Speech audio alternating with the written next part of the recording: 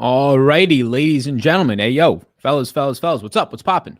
We're live right now. We're talking about for the next 45 minutes, hour or so with Mr. Dylan Bird himself. I'll bring him in a second about the Arnold Palmer Invitational, the API, basically just kind of going over our final picks, where we're at right now from just a betting market standpoint, but also the DFS side of it. We'll be going over ownership. We'll take a quick look at the course and things along those lines, but we'll kind of bounce ideas off each other, bounce ideas off the chat as well. So we'll feed off of anything that you guys got to say in there.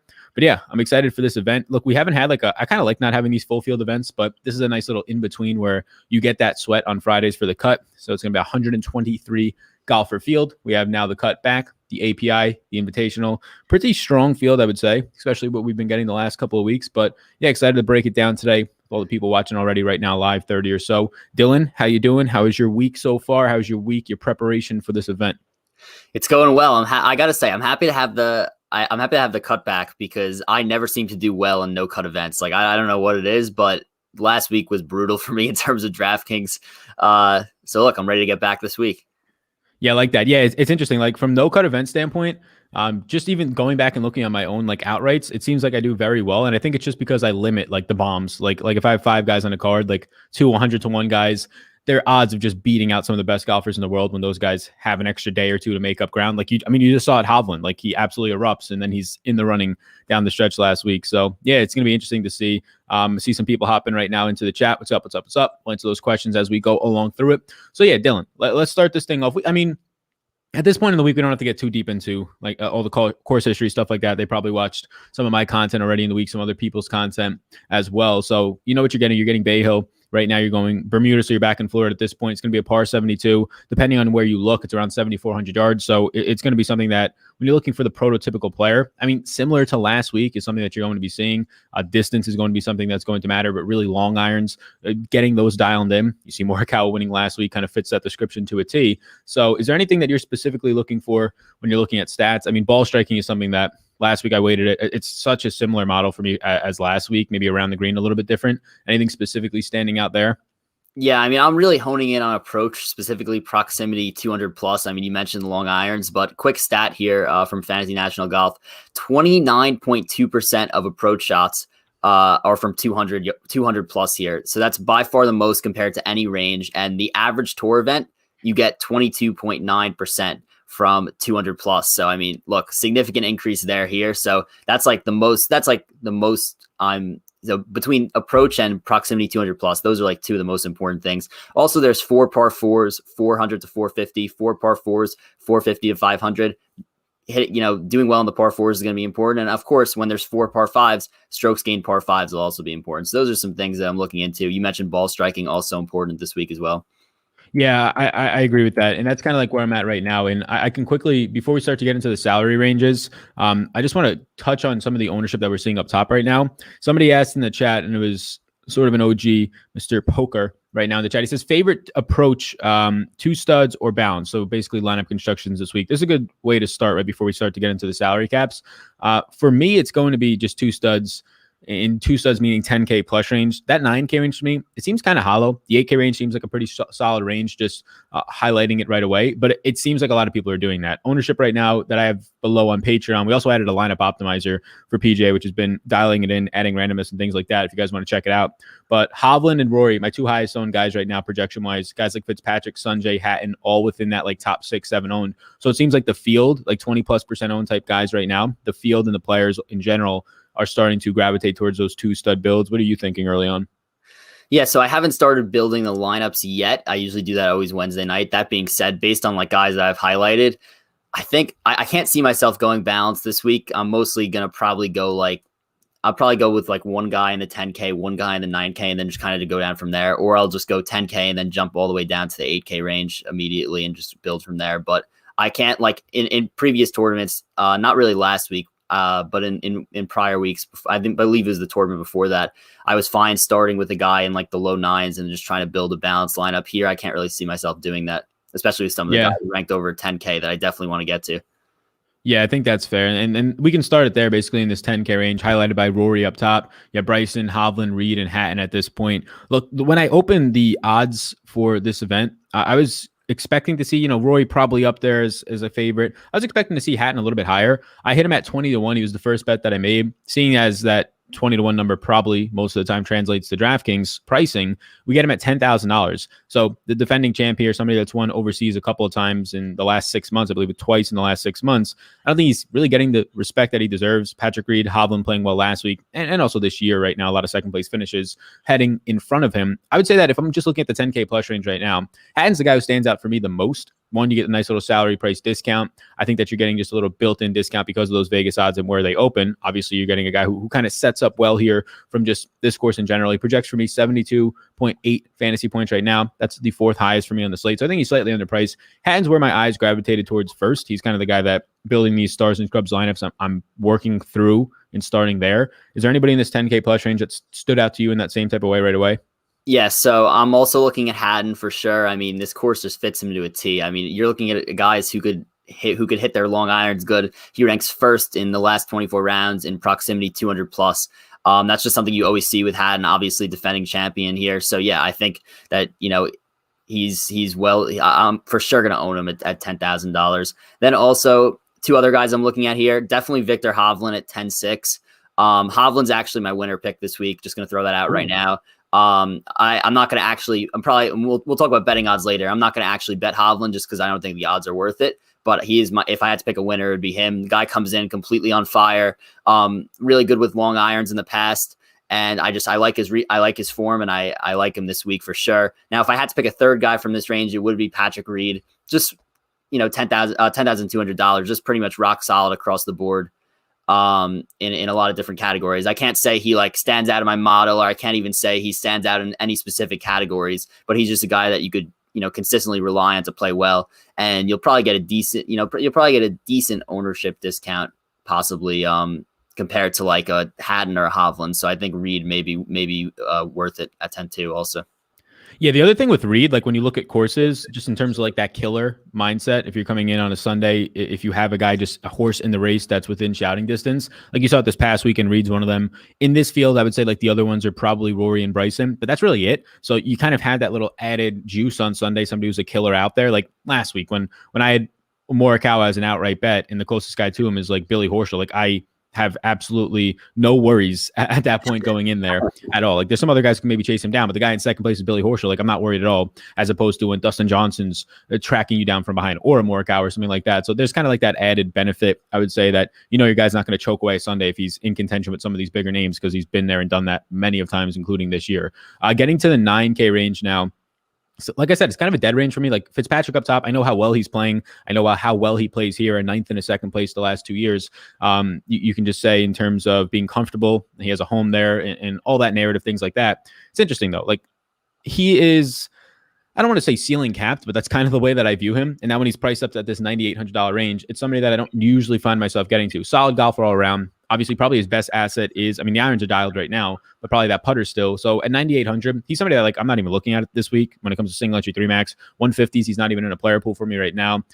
What do you think about Matthew Fitzpatrick? Because that price at 9,800, the odds, the way he's playing right now, I think he's a sharp bet in the betting markets, but I think it's a tough pill to swallow at the price tag. Yeah, there's no way I get to Fitzpatrick this week. So I'm on the same page as you there this weekend. I know a lot of people like him a lot. He's going to be very highly owned. That being said, 9,800 just seems way too much to pay up.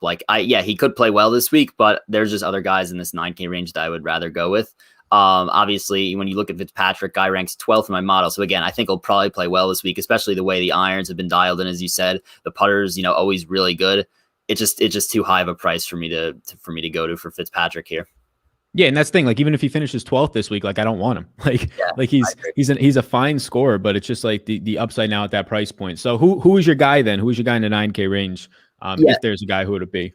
So as I said, I haven't built my lineups yet, but right. I have guys that I'm targeting in each range, and I haven't figured out exactly how I'm going to try and balance everything with ownership. The thing is, I feel like this week's a little bit of a chalky ownership week. I feel like that everyone likes the same guys. Usually there's always a few guys I plug in and they come in really low ownership, and I'm like, oh, I like that. This week I had to do a little bit more digging to see who I liked in this low ownership. And I think that, so first of all, the two guys I like here first are Sungjae Im at 9,700. Always plays well in Florida. Last 2 times he's played this course, he's finished either third or top third. And yeah, again, just the guy's unbelievable in Bermuda, so I like him there. I like Paul Casey as well. Casey he's played really, really well lately. I know I'm pretty sure he played a few Euro events recently that he was unbelievable. Yeah, he did. That's the guy. Like overseas, he's playing well. And we don't get those stats, but even overseas, he's playing well. Yeah, and then in terms of just last 24 rounds, proximity 200 plus, he ranks 4th in that. So I mean, this is a guy who's going to hit his long irons well. Obviously, you got to worry about the putting with Paul Casey around the green, but you know what? If his irons are dialed in, maybe he gets a hot putting reek and could be really good. But, Casey and Im, they're, once again, 2 guys that are going to bring in a ton of ownership. And that's why I'm also looking at Jordan Spieth at 9,300 this week. Look, the ownership's projected to be low, around possibly 6-7%. He's never played this course before, so I think that people are shying away from him. His price is a little bit high. So I think that's why people are shying away from him. Also, when you just like plug in model stuff, you're looking last 24 rounds. Last 24 rounds is assuming that, the player that you're talking about has made the cut every time, which we know Spieth hasn't, but that's including the last 6 tournaments. In Spieth's case, it's probably last 7 or 8 tournaments. He's only been playing well the last 3 tournaments or so. So I think his recent form is really good. That's not going to show up as much if you're plugging in last 24 for modeling. So that's why he ranks 60th in my modeling. That being said, his recent form is unbelievable. Like he's had some really good events recently. We know that the irons could be good when he's playing well. The putter, if he's playing well, the putter is going to be good. So yeah, I think that Spieth is a good candidate here for a low ownership play at 6 or 7%, $9,300. Yeah, I think that's fair. My concern with Spieth is just the off the tee play still. Like that's the thing that no matter what, a concern for Jordan. And last week we saw his irons weren't clicking as much, and that was that we ended up seeing at Genesis, and that was like the first event where distance started to matter a little bit, and he kind of got saved out by the putter. And that's something that as long as that's clicking, yeah, he'll kind of hang around there in this price range. I'm probably still going to be off of him. Like if we can see off the tee come to life, which is not something that I really don't know how long it's been since he had like a great 2-3 strokes gained off the tee type of an event. I assume it's been over a year. So that's my concern here. If the irons stay dialed in, like it was a couple weeks back where he's gaining 4 or 5 strokes, that's one thing. But yeah, the low ownership, that's kind of baking that all into account. I think Paul Casey's the guy for me in this range. He's my second bet of the week on outrights. I ended up betting him on at 28-1. Like we said, he's been playing overseas as well. So you're not going to see as much recent stuff. Like he hasn't played on the tour in 3 weeks since the Pro-Am, which is a course that normally he plays very well at, finishes 5th. The approach play has been dialed in. I mean, he's gaining strokes everywhere over the last couple of times that we've seen him. And basically every time we've seen him so far on tour this year at the Amex and the AT&T. So I think he opened at 31, quickly got bet down. I got him at 28. I think he's at 25, 22 on some of the sites I'm looking at now. That's kind of the guy in the 9K range if I was to go there. But yeah, a lot of this range just doesn't seem that appealing to me. I think that the range that probably seems the most appealing overall, I mean, the up top range, you can't really go wrong, but factoring in price, I think the 8K range is really appealing. But before we get there, I'll just let people know that today's show is sponsored by and brought to you by SuperDraft. So we talk about it on the NBA streams a lot about how SuperDraft contests don't fill. It's like a whole nother world when you want to talk about PGA, MMA, some of these sports where there's just less content being made for them, like NBA every single day. There's a lot of creators that make content, a lot of sites that push blog posts about it, things like that. Not as much when it comes to PGA, not as much when it comes to MMA. They're just not as big sports yet. So like you have contests for PGA this week, probably an hour or two before lock, even like 20 minutes before lock the last couple of weeks, they'll be like 50% filled and they're guaranteed prize pools. So as long as you're in there, you're automatically, if it fills at 60%, beating 40% of the field, which is just nuts. Like if I told you tonight that I had or for this event, like I had the guy that no matter what, these 2 players are going to be in the winning lineups, like you're going to increase your chances of winning by 40%. You would clearly play them if I told you 100% or otherwise your money back guarantee. That's the equivalent of what's happening just because the prize pools aren't filling over there. So be sure to check it out if you have any questions. It's not legal in all states. I think it's currently legal in like 35 states. Like it's technically legal in all states. They just haven't gotten licensed in all of them. Got to pay those dollar rooskies to get licensed there. But yeah, you can check it out down below. My name's Sal. SAL. We'll get you a free money bonus in a slow drip format up to $500 rooskies. Any questions, just reach out. That code SAL down below in the description as well. The 8K range, like I said, I think it's loaded.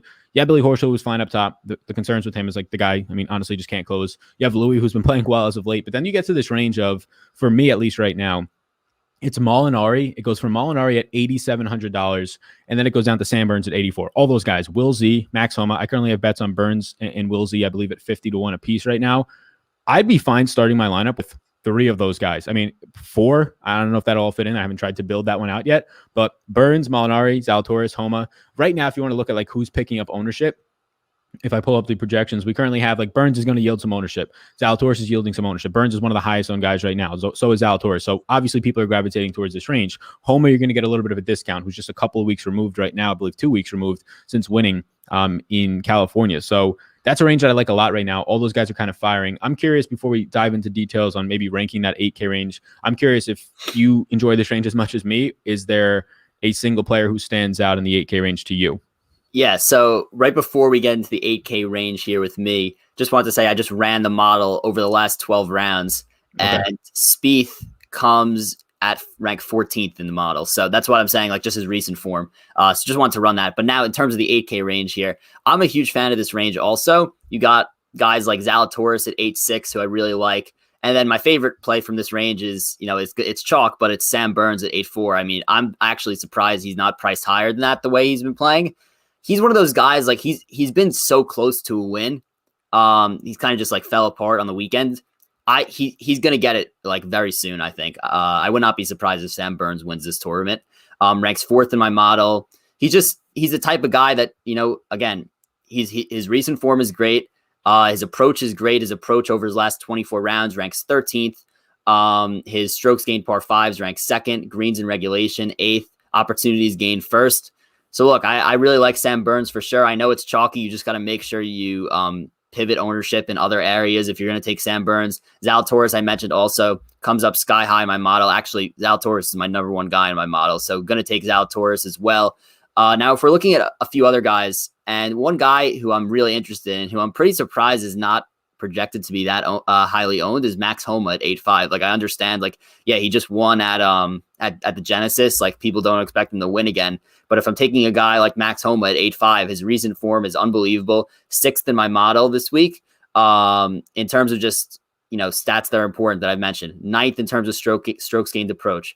9th in terms of par fours, 450 to 500. 1st in terms of strokes gained par 5. 1st in terms of 3-putt avoidance. Like, I don't see him slowing this down anytime soon.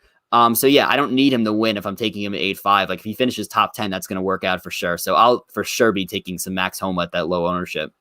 Yeah, I think Homa, if I'm talking about like large field events right now, I think Homa's my favorite play in this 8K range. If I'm talking about like a lot of the contests that I play, which is like, let's say 500 people and less, 1,000 people and less, I think it still Burns. I think I can get by with if he's 15 to 20% owned this week. I think I have him at 23% right now. I can get by with that if there's 500 people in the event and 125 have him. I'm fine with that. But yeah, we have Homa at 5% right now. So anything that starts to become larger field where you actually benefit a lot more from getting that leverage on it. So if you're playing the 100,000 to first, the 50K to first, a lot of entries in it, I think Homa is my favorite play in this range.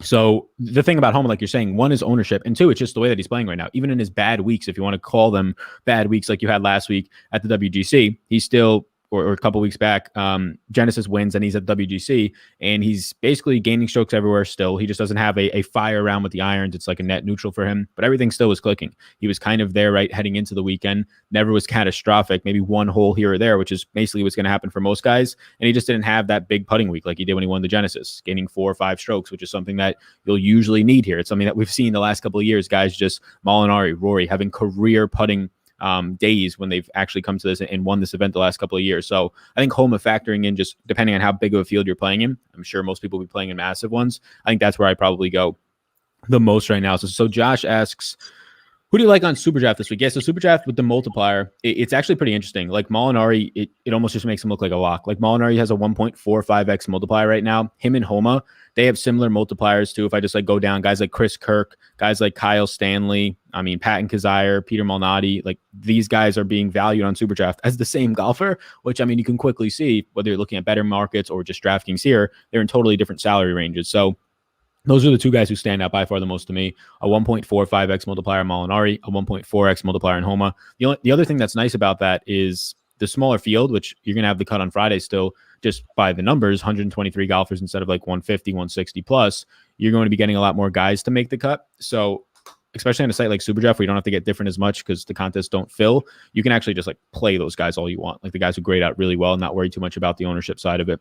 So, anything else on the 8K range from you?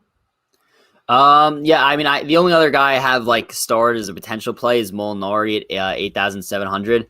But based on like the amount of guys that I like already in all these like different ranges, I can't see myself possibly.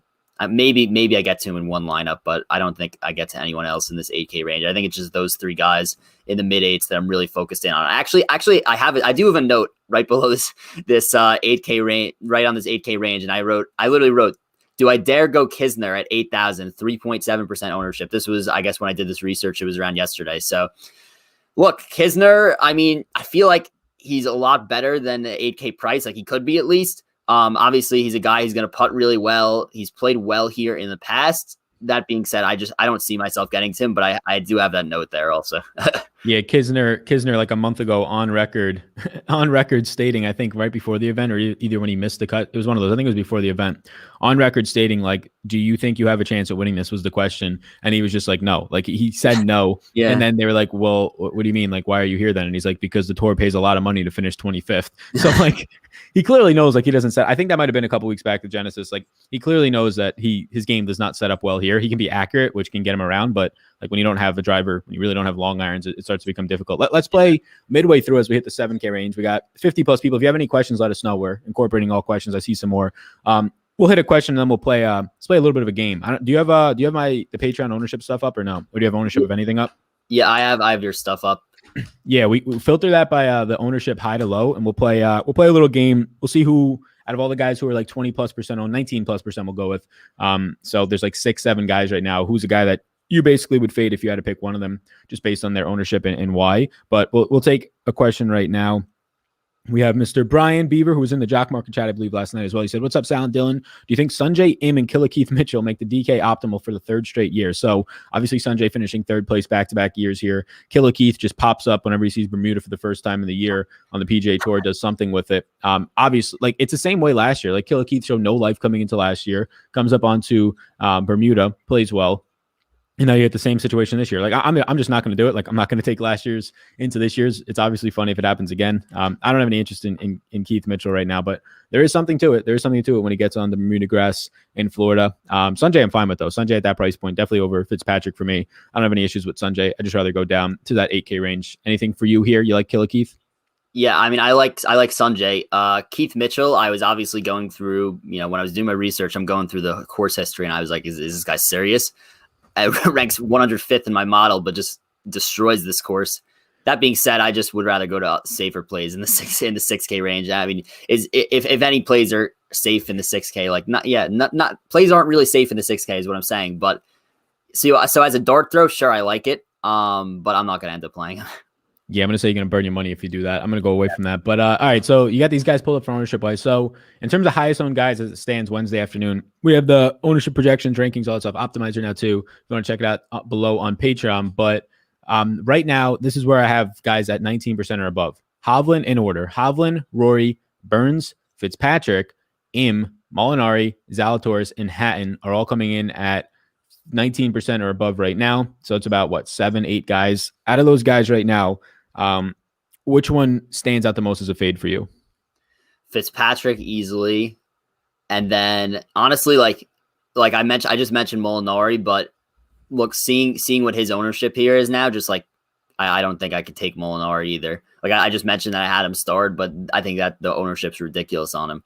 Yeah, I think that's fair. I think Fitzpatrick's the guy for me. After that, I would actually go with Rory just because of the price tag. I mean, it's easy to lock it in with a lot of value that we have, but I think I like some of those 8 and 9K guys more. On the flip side of that, out of all these guys that are highly owned, now that we can kind of take some of those guys out, who's the one guy that you're okay? You're starting your lineup. You got nobody in there right now. Ownership, not as much of an issue because you're putting your first guy and you can get different elsewhere. You can leave money on the table, which is a less talked about, but good strategy. Leave $500 on the table. You really don't have to fade anybody at that point.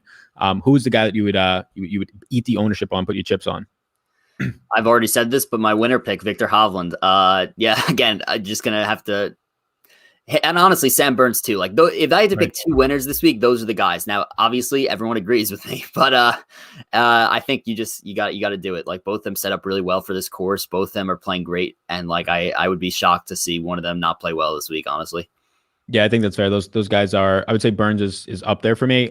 It would be for me. It would be Hatton, just getting a little bit more security with it. Also, out of all those guys who are higher owned, he ends up being the lowest owned of them. But yeah, I would say Hatton and then Burns for me are the ones that I stand out the most. I don't know what it is with Haddon. I feel like I have never played like whenever I don't even know how much I've played him, but like I feel like I've never played him, and he's if I have played him, he's definitely not done well when I've played him for sure. Like I feel like I've Well, never yeah, like had, a lot of the time Hatton just doesn't show up. Like he plays a lot overseas. Like right. last year was kind of his breakout year, if you will. Like he shows up, he wins a couple of times, he wins this event here. He finishes like right after this event. I believe he was leading on late in the day on Sunday. I think that was Morikawa's first win, if I recall correctly. Or Morikawa might have lost in a playoff. But then he finishes like third, just missed out on the playoff hat, and then he goes on like this tear, and he's great overseas. He's like in a totally different class when he goes overseas. Like he is like the top echelon golfer there. But now, what is he? Isn't he like the 5th or 6th ranked golfer in the world, just very quietly on the PGA Tour side of things, the world golf rankings? So yeah, he's a guy that I think last year, just playing him a lot and kind of riding those waves, like my biases are definitely there a little bit, but also the way that he plays and what we're getting on him as a value price right now. Yeah, he ranks 5th in the world. It's absolutely crazy how quietly this guy's like a top 5 golfer in the world right now. Yeah, no, okay. I'll be playing him. I'm just saying I have my concerns. Oh yeah. Oh yeah. I hope he seems like a guy who will be like another community quote unquote win. Like a lot of people are on Morikawa, a lot of people are on Brooks just because of like these numbers that stand out as being a little bit too high. The 7K range, I think there's a lot of guys that are appealing. I think I like the 8K range more still, but this top of the 7K range, I mean, we got guys like Cam Davis, Tringale, Lanto. I mean, Cory Connors a little bit more down. These are some guys that stand out to me. What stands out to you in the 7K range the most? You're basically going to get everybody in this range being like 10% owned or less. Like the highest owned guy in the 7K range right now for me is Cam Davis at 15%, but then after that, it's a bunch of guys at like 10% or less. Yeah, and ironically, Cam Davis is probably my top play from the 7K range. Again, I feel like everything is rolling towards chalky ownership, but I'll figure out a way to split that up a little bit. But Cam Davis at 7,900, when I put in the Bermuda filter to the model that I ran, he ranked number 2 in it. In my general model, ranks 18th. A guy who, when you look at him right here, good off the tee.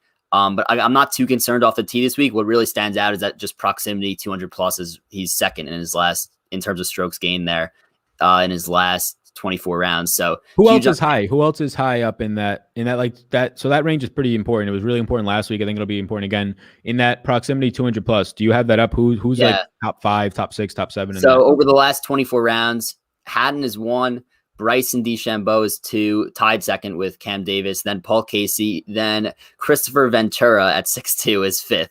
And then Wyndham Clark, Will Gordon, Paul Guidois. I cannot say I've heard of him. He ranked Mark Leishman at 9, Cam Champ at 10. And it's pretty funny that 5 of those come in the 6K range.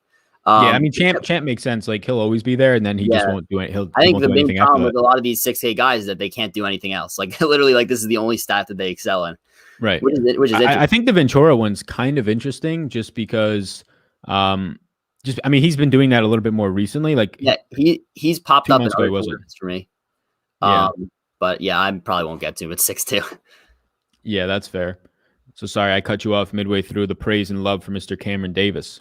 Oh yeah, no, I'm just saying, any guy that ranks that high in terms of that is I think, gonna have success here. Looking at other guys, you got Cameron Tringale, who ranks 3rd in my model. He also, just pretty much across the board has been playing unbelievable golf. 3rd in strokes gained approach last 24 rounds, 7th strokes gained par 5s, 16th 200 plus. That would get it done here.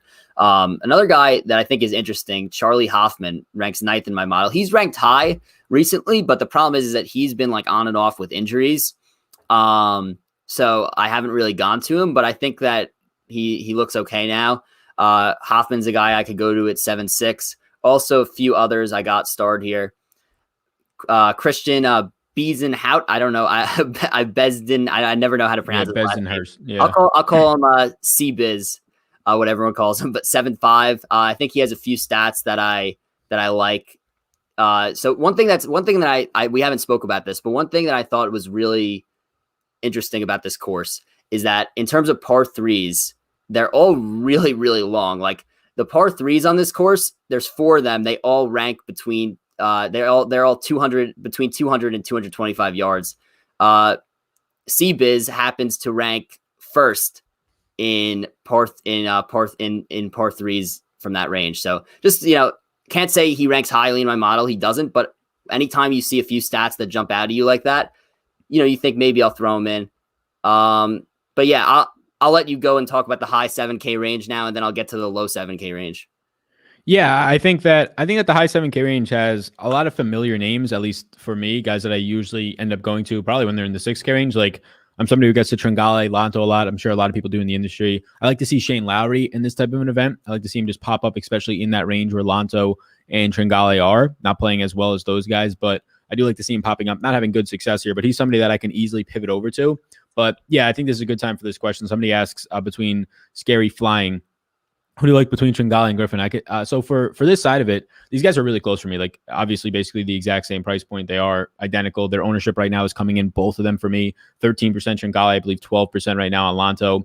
For the exact projections, I have Lanto at 59.2 projection and Tringale at 58.5. So it's a coin flip. So I would go Lanto and Tringale. Lanto coming in with slightly lower ownership, but depending on your tournament, it'll probably end up being very similar. So yeah, the top of that range, I would probably rank it Lanto, Tringale as the guys who stand out, Cam Davis. But the guy that I like to get to the most, especially if I'm going to be somebody building. So if we're just talking like lineup construction wise, if I want to get like a Hatton and then maybe I go and get a Bryson, whoever those two guys are up top, I want to dip into the 8K range where it's loaded and get one guy there. It's going to be tough to get to this upper 7K range as compared to the 6 and the lower 7K range. So a couple guys who stand out to me, I would say the first one is Poulter, who overseas has been playing well right now, who at this event has also been playing well, I would say. And the way that this field sets up, you just get the less overall bodies you're going to get cut. I think that really benefits these guys in this mid 7K range for easier and a higher made cut equity, but then they also have a ceiling on them, some of them. So you're getting Poulter just playing well the last couple of times that we've seen him playing better even overseas in events in fields that not are as similar as this one, but you saw a lot of guys go overseas for the first couple of events.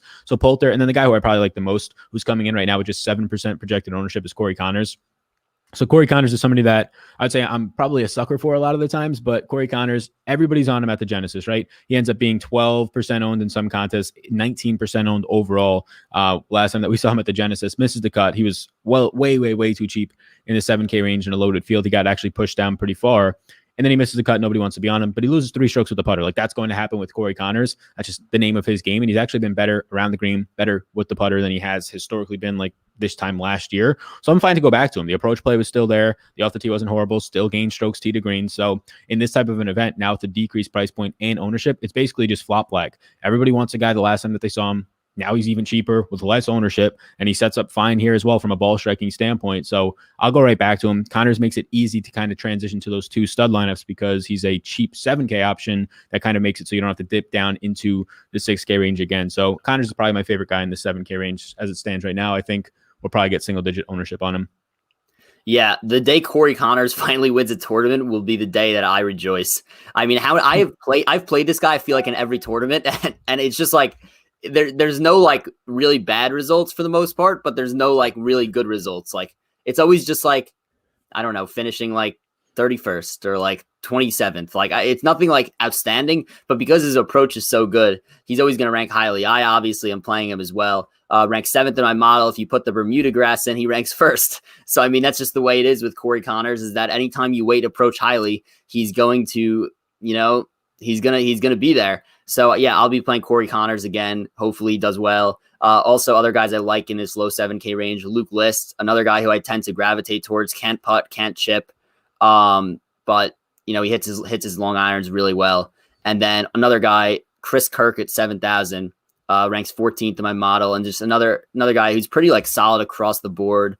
Ranks some of his stats that jump out, ranks 7th in par 4s, 400 to 450.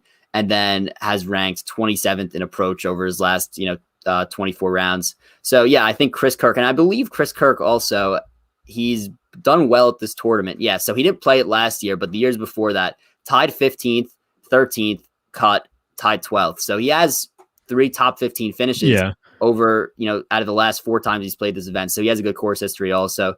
So those are 3 guys I'm looking at down there.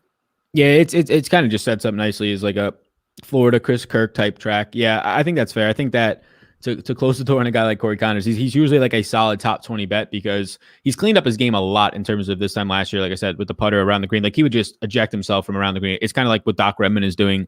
I mean, Doc Redman's just lost everywhere right now, but how Doc Redman was like 6 months ago, when you saw him playing poorly, it was because his around the green was off. So Connors having his first missed cut a couple weeks back since September, I believe. It's not something that I'll run away from, especially with the ownership. It makes it seem like people think in a smaller field event he's going to end up missing the cut now. But you take some questions before hopping into the 6K range. So we had a question on just takes on Zalatoris. So John might have gotten in here a little bit later. What's going on, John Emmanuel? So yeah, I guess we didn't really discuss this too much. Zalatoris and Burns, I ended up betting both of them. Those are the final 2 bets of my 4 outright bets. I don't have any top 10s or top 20s right now. Probably don't bet any top 5s, but something I'll look into.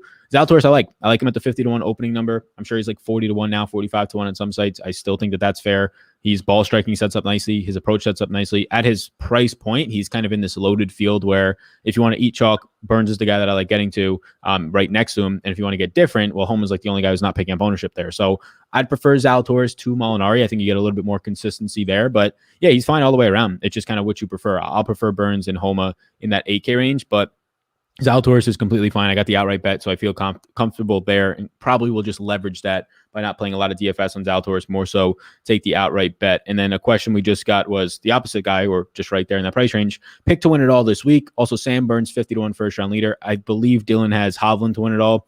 I currently don't have my one and done in. I'm kind of debating on this on who I want to go with. If I want to dip into that Sam Burns range, who will be probably somewhat popular in one and dones, or if I just want to put Hatton, because those are like the 2 guys that I probably like the most to win this week. We already used Homa. We actually ended up getting the hit. Actually, no, I played Homa the week before when he doesn't get the hit, but he played well. I've been the week before on every single guy. I played Homa the week before he won. I played Morikawa the week before when he misses the cut, the week before he ends up winning in this one and done tournament. So it's been brutal. But yeah, Burns 50-1 first round leader. That seems fine. Honestly, first round leaders though, like depending on how much like bankroll you're looking to put into your bets, I like to just go like the 100-1 range. Like a Cory Connors would be like the perfect first round leader. I believe his opening odds were like, I think 90-1 for first round leader. I saw in DraftKings at least. I'm sure there's 100-1 out there. Any takes on first round leader on Sam Burns, 50-1 first round leader, Mr. Dylan? Yeah, I don't ever take first round leader bets, but if I agree with your strategy that if you're going to take a first round leader, it may as well just be 100-1 because it could be anybody. I mean, we saw it Waste Management, like Matthew Neesmith and Mark Hubbard tied for the lead after round 1. Like those are the type of guys that I would be targeting. That being said, I see where Jay Wolin 5 is coming from here. Sam Burns, I feel like the guy just gets up to a hot start every single week. So I think it makes sense. Yeah. He's a really good first round leader player. And like in these smaller fields, 50-1's not as bad. You won't find a lot of bombs out there unless they're just terrible players. And that's not going to be the case in an invitational most of the time. So yeah, but that's like the general strategy on first round leader. Like I will try to usually add some, and I just basically usually forget to add some. It's not like a priority for me. But when I do play first round leaders, it is just going after those like 100, like literally just get like 7 guys that are like anywhere from 100 to 300-1 and have some sort of a pulse and match the course, because anybody can pop off for one day. Like anybody can play well for one day, shoot their career highs or just something close to it. It's the guys that like, there's a reason why those guys who win first round leaders and can hit for you at like 100, 150-1, they're not winning tournaments. They're not consistent. So yeah, I think that's where you can take advantage of some longer odds that probably shouldn't be there on some of the guys, like the ones we're about to talk to in the 6K range right now. We have one more question. The fam just got up in here. What's going on with the fam? I don't know if the fam, I was looking, the fam commented on one of my videos the other day, I think, or was in a live chat, and I clicked on it because I was like, what is this? The fam? Is this like a vlogging YouTube channel? I'm pretty sure it was. I'm pretty sure it's a vlogging YouTube channel with a family, which is pretty cool. He says, just got here. Has outright winners changed? Thanks. So my outright winners haven't changed. Yeah, right now they're Hatton, Casey, Zalatoris, and Mr. Samuel Burns right now. Welcome into the chat, the fam. So 6K range. 6K range, I literally have no interest below 6,500. I think the only guy I even have marked off is CT Pan, and I don't have any of him right now. So a lot of my exposure will be basically like 6,500 and above in this range. And I actually think there's a decent amount of good players. I'll let you start up top. Basically from 6,700 and above, anything stand out to where you're like, yeah, that guy's probably something I would prioritize in like a single entry or my main lineup? Yeah, I'm going to have to, eat the ownership with Matthew Neesmith at 6,900. I made the mistake. I believe it was at the Genesis where I was like, all right, like I've been on Neesmith for like a couple of weeks now. Now I'm going to finally hop off the train. He just plays well again on like a ridiculously tough golf course. So yeah, he'll rightfully so be high owned, but I think it's worth it as long as you're just not taking chalk everywhere else. Also Harold Varner, a guy that I took at Genesis as well, made the cut for me, then didn't play well on the weekend. He ranks 23rd in my model, so I like that. He plays really, really well on Bermuda grass. So that's something that is obviously a plus here. So yeah, I like Harold Varner as well at 6,800. And then also Kyle Stanley, another guy that I've been gravitating towards the last few tournaments at 6,500, ranked 17th. Yo, Kyle Stanley. We should just name this show Kyle Stanley. The Kyle Stanley appreciation. There's like a Twitter account, the 6K range. If they're listening to this right now, I don't know how if they literally just go through and watch all the content. Yeah, make sure you put like a gold medal by Kyle Stanley's name. We the boys that we're his sons right now. We just play him every single week, and he keeps making us. At least he keeps making the cut for us. We'll take that. It's funny because I think the first time I like heard of Kyle Stanley as like a viable DFS option, I believe I was listening to a Mayo show, and I was like, and Ben Rassa was like, I think Kyle Stanley's like actually a good golfer, and so I did a research. I was like, Kyle Stanley, okay, and then I was like, you know what, like he might actually be good, and then I started playing him, and he's been producing. So, So since the RSM last year, he had like one of his best career approach days, and he finished 6th overall. And literally since then, he's not been like elite, like he's missed a cut at the Sony, but like this year specifically, yeah, like the worst finishes you're getting are like the middling 30s, which for a guy at this price point, like he's 6,500 on this slate. He was just $7,200 in a tougher field 2 weeks ago. So yeah, continues to kill it on approach. Last week, or Genesis was a little bit different, but yeah, like the guy has been, I would say, stable, consistent. If we keep getting a stretch where he loses on approach, then maybe it's a concern. But yeah, right now, last month or two, he's been pretty consistent. So the 6K range is in the chat right now. I don't know how. I don't know what this. I don't know if he says I'm on it or she. I don't know who it is, but I don't know if they got bots up in these chats right now. This would actually be a positive bots. Most of the bots are usually just like infomercial type shit. But yeah, there you go. You're on it. You put 2 gold medals around him. We'll skew the ownership upwards. It'll hit like fucking 20% on this guy. Yeah, the 6. Speaking of throwing around the F-bomb, I don't know if anybody saw my tweet earlier. I got my first, it wasn't a ban or anything like that. It wasn't anything crazy, but my first ever limitation on a YouTube video. I opened the video this morning by saying like, happy national. I wish you all like to be happy there, whatever. Like I want you to be happy. There's National Calendar Day. And then I just like go on my same spiel, like throw out the F-bomb a couple times, whatever it is. And I get a notification that a human reviewer, it's the weirdest thing to call somebody. A human reviewer found this video inappropriate by using strong profanity and has limited your advertising on it. So I was like, what the fuck is that? But apparently it's only in the first minute. So we're good to throw around whatever we need to right now. So if you need to get anything off your chest, the floor is yours. I just want to say this is unrelated, but the 6K range is an elite account. That's a hilarious name for an account. I believe I was followed by the 6K range on Twitter. The 6K range, it's an important thing. I mean, it's not easy to find gems down there. Yo, it's a good niche. What is he literally already posted it.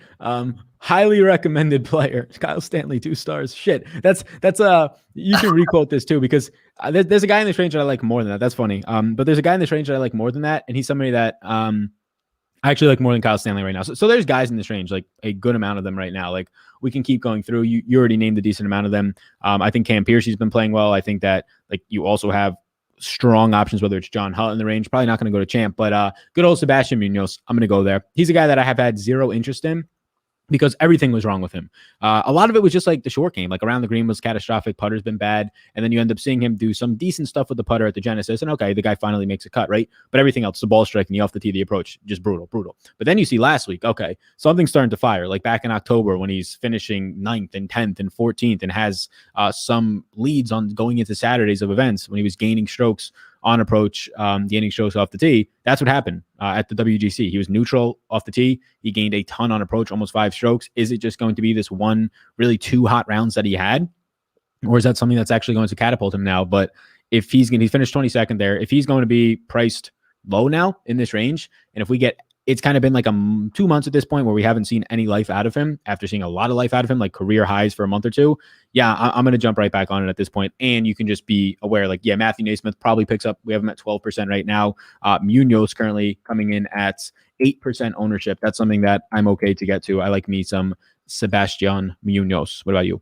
Yeah, I'll be honest. I've kind of just like, since Munoz screwed me over at the waist, I've kind of just blocked him out of my memory. Like you have too much scarring. I had no idea he was in last week's tournament. I just blocked him out. Like I don't even like pay attention. But that being said, based on what you said, looking at the stats now, last week gained 4.9 on approach, finished 22nd at the WGC. Not bad, huh? It is tempting. I may do it. Like I just started him. I just gave him a star here, so maybe I will get to him at 6-7. I think you make a pretty good point. You mentioned Cameron Champ. there's a lot to like in terms of stats with him. 10th in, I mentioned this before, 10th in proximity, 200 plus, but everything else is pretty much just broken for him. So I don't think I can get there right now. This is his last few tournaments in terms of strokes gained, just total strokes gained. Minus 4.7, minus 2.5, minus 2.9, minus 10.6, minus 3.7, and then you had the Masters where he played well. So last 5 tournaments he's played in, he's been pretty brutal.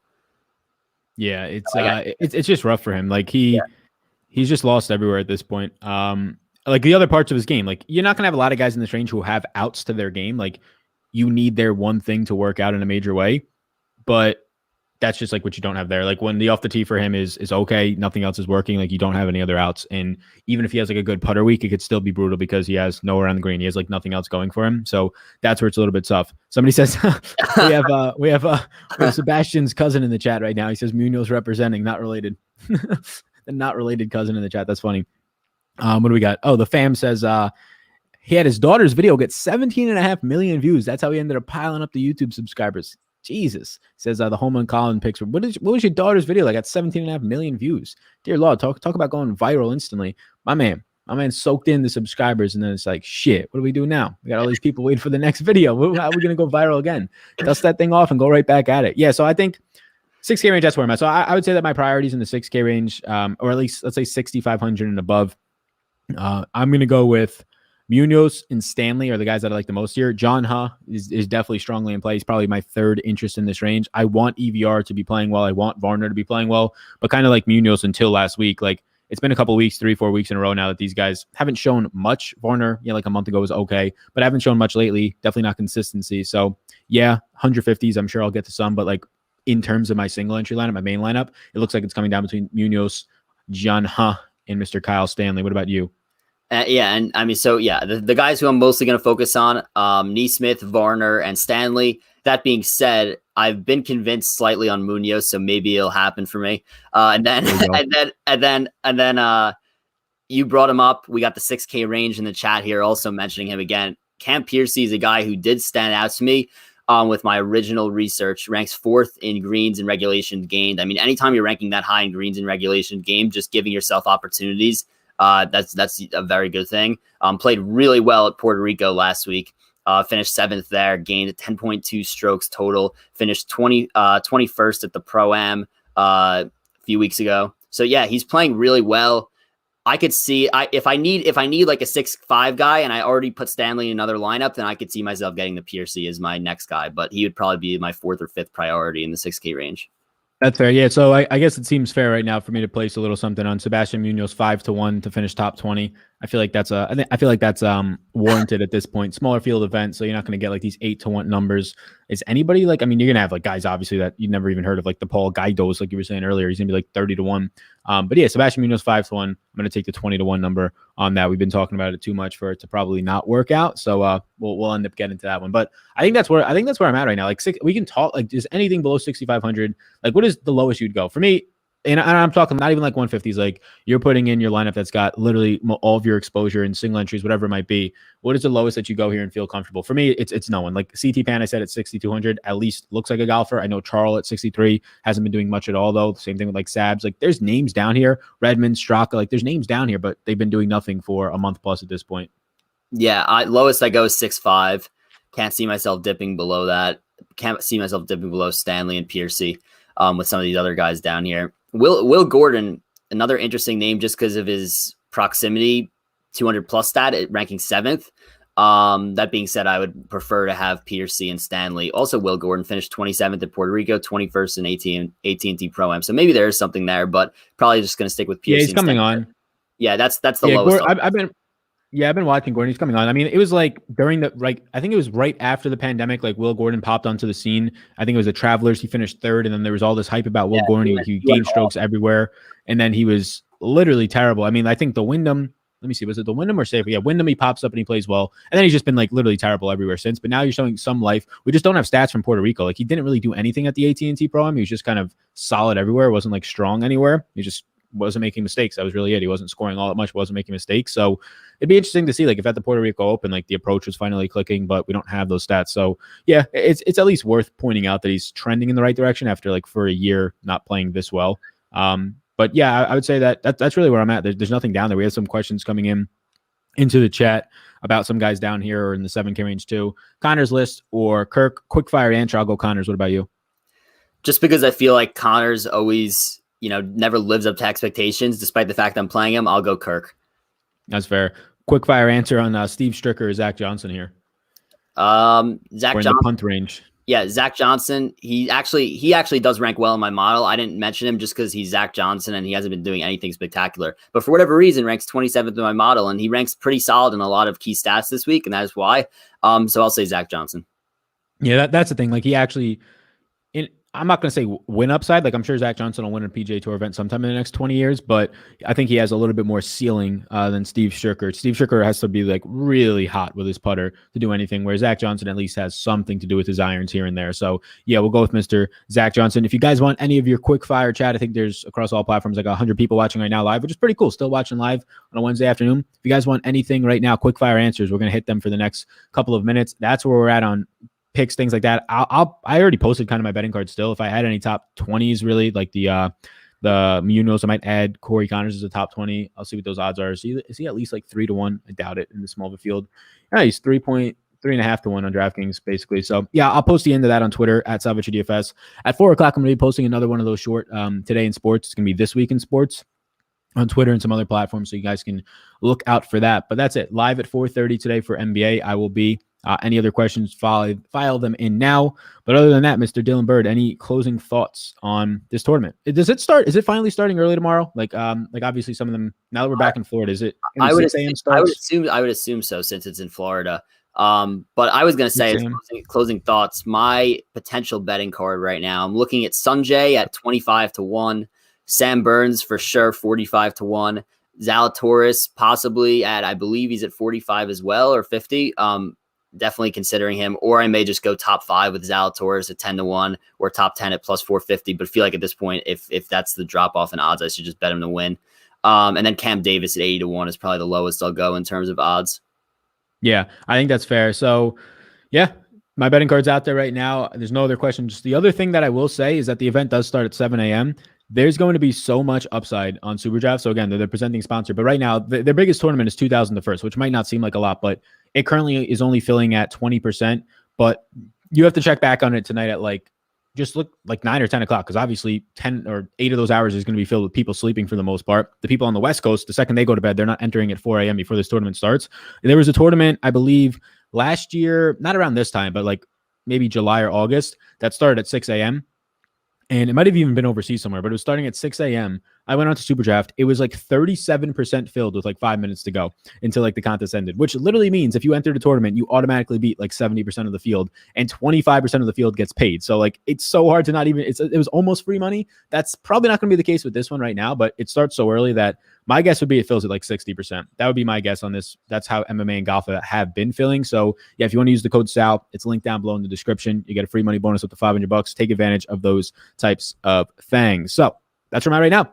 Everybody, thank you for tuning in for Mr. Dylan. Check him out over on Twitter at sports_bird over on the YouTubes. Is it sportsbird on YouTube too, or is it your name? Sportsbird on YouTube as well. B-U-R-D on the bird. It's right. The spelling is on my Twitter handle in the there you go. Bar. So yeah, there you go. Check out all he's got to offer in the NBA streets, the golf streets. And yeah, everybody, you can find all my stuff on Twitter, find all my stuff obviously right here. Like, subscribe to those things. We'll be back next week, same time, same place, 1 p.m. for some golf. And we'll be coming back on this channel at 4:30 p.m. for some NBA talk. Thanks for tuning in, everybody. Like, subscribe before you go, and I'll see you all in the next one.